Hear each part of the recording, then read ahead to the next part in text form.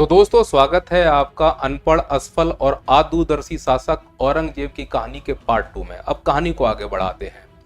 2014 में जब औरंगजेब सत्ता पर काबिज हुआ तब पेट्रोल 72 रुपए प्रति लीटर, रुपया प्रति डॉलर 63 रुपए और सोना प्रति ग्राम 30,000 का मिलता था। 18 घंटे मेहनत की औरंगजेब ने, उसका परिणाम हुआ कि पेट्रोल 100 रुपए प्रति लीटर, रुपया प्रति डॉलर 90 रुपए और सोना 1,30,000 पहुंच गया। इतनी खुशी।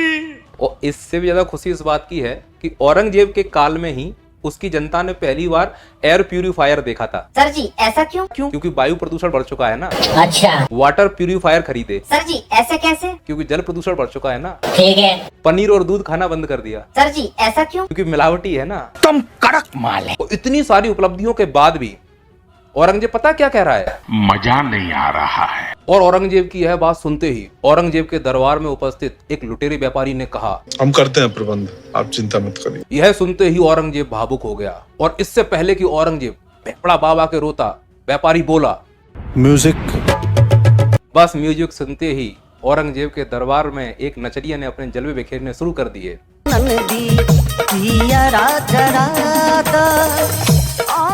और इस नचनिया ने ऐसा नृत्य किया कि औरंगजेब के दरबार में ही उपस्थित दरबारियों ने इसके साथ अश्लील हरकत कर दी और बोले, फटाफट खोल के देखा, फटाफट खोल के देखा। अरे रे रे रे, अरे ये तो कुछ नहीं है। औरंगजेब का एक दरबारी तो इससे भी ज्यादा ठरकी था। वो क्या बोला?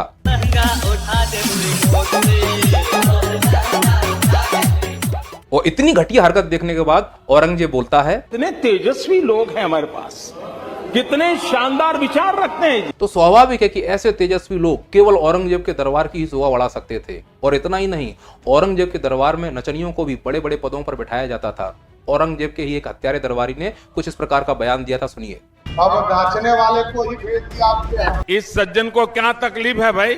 औरंगजेब का ये बयान उसकी कमजोर याददाश्त को बता रहा था। वो अपने ही हत्यारे दरबारी को नहीं पहचान पाया। इसका नाम सम्राट चौधरी था, 7 हत्याओं का आरोपी है। औरंगजेब के ही आशीर्वाद से यह बिहार का गृह मंत्री बना, लेकिन औरंगजेब भूल गया। फिर अचानक से औरंगजेब को याद आया ये तो हमारा ही हत्यारा दरबारी है। तो औरंगजेब कुछ इस प्रकार से रिएक्शन दिया। Oh my God. औरंगजेब का अंग्रेजी में यह बयान सुनकर उसके दरबार में जो चाटुकार गुप्तचर थे, जिनका नाम था गुल्लू, गोवर्धन और गिरधर, उन्होंने औरंगजेब को याद दिलाया कि महाराज आप पढ़े लिखे नहीं, अपनी प्रतिज्ञा याद कीजिए कि मैं बहुत ज्यादा पढ़ा लिखा नहीं हूँ। और इसके अलावा गुल्लू, गोवर्धन और गिरधर ने यह भी याद दिलाया कि महाराज आप हिंदू हैं, वो याद कीजिए।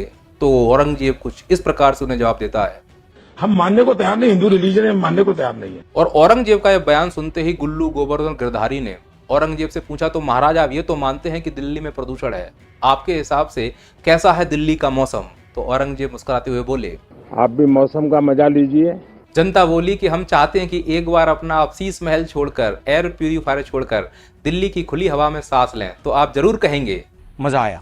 यह सुनते ही जनता बोली कि महाराज ये तो कुछ नहीं है, आप 1 किलोमीटर चलकर देखो, माँ कसम आपको लगेगा कि आपने 5 चिलम फूक ली हो, आपको इतना मजा आएगा। औरंगजेब जनता के बहकावे में बिल्कुल वैसे ही आ गया जैसे जनता औरंगजेब के बहकावे में आ जाती थी। और औरंगजेब घर से बाहर निकला और जैसे उसने सांस ली तो औरंगजेब बोला, मजा नहीं आ रहा है। औरंगजेब के इस बयान से लगने लगा था कि शायद औरंगजेब दिल्ली की हवा से खुश नहीं था, लेकिन दिल्ली के दरबार में कुछ चिलम चट्टे दलाल दरबारी बैठे हुए थे जो दिल्ली के प्रदूषण को भूलकर गुब्बारा उड़ा रहे थे और उसे विकास का गुब्बारा बता रहे थे और पूरी दुनिया को बताने में लगे हुए थे कि अब चंगासी। पर हकीकत यह है कि औरंगजेब को पता ही नहीं था उसके राज्य में क्या समस्या है और क्या हो रहा है, क्योंकि अधिकांश समय या तो फ्लाइट मोड में रहता था या रोड शो या फिर किसी रैली में भाषण दे रहा होता था। लेकिन औरंगजेब के दरबार में एक दरबारी था जो पहले किसी दूसरे राज्य का दरबारी हुआ करता था। अब वो औरंगजेब का दरबारी बन गया और उसने सोचा कि अपने राजा को खुश करने का अच्छा तरीका है कि हमारा राजा मन की बात करता है, तो क्यों ना कोई एक ऐसा एप्लीकेशन डेवलप किया जाए कि हमारा राजा दूसरों की मन की बात सुन सके। तो उस दरबारी ने संचार साथी नाम का एक ऐप लॉन्च कर दिया और निर्देश निकाल दिए मोबाइल बनाने वाली कंपनियों को कि इस ऐप को अगर तुम एक बार इनबिल्ड करोगे तो इसे लोग डिलीट नहीं कर पाएंगे। इसका फायदा ये होगा कि वो जो बोलेंगे, व्हाट्सएप चैट करेंगे, फोटो रखेंगे, उसकी पूरी जानकारी औरंगजेब को मिलती रहेगी। तो इस हिसाब से 2 तरफा संवाद होगा। एक, औरंगजेब अपनी मन की बात लोगों को बताएगा, दूसरा, लोगों के मन की बात औरंगजेब तक पहुंचेगी। पर इस बार जनता को यह मंजूर नहीं था, क्योंकि जनता औरंगजेब की असफलताओं को नंगी आंखों से देख चुकी थी।